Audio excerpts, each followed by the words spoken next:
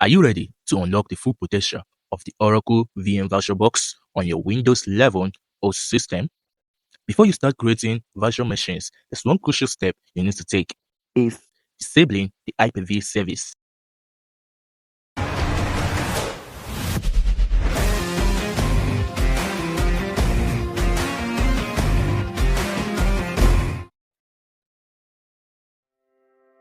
Hey everyone, welcome back to my channel. Today, I'll show you why disabling the Hyper-V service is essential and walk you through the process of disabling this service. Hyper-V and the Oracle VM VirtualBox can conflict with each other, causing performance issues and instability. By disabling Hyper-V, you'll get a smooth and seamless experience with the Oracle VM VirtualBox. Follow the next clip to disable the Hyper-V service and feature.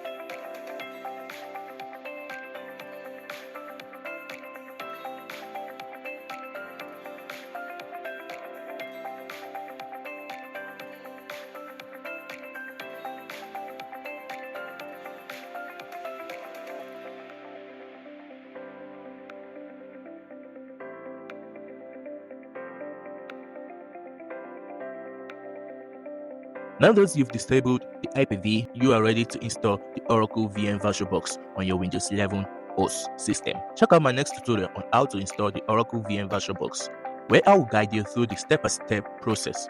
If you found this tutorial helpful, please like, comment, share, subscribe, and hit the notification bell for more tutorials like this. See you in my next video. Stay tech savvy.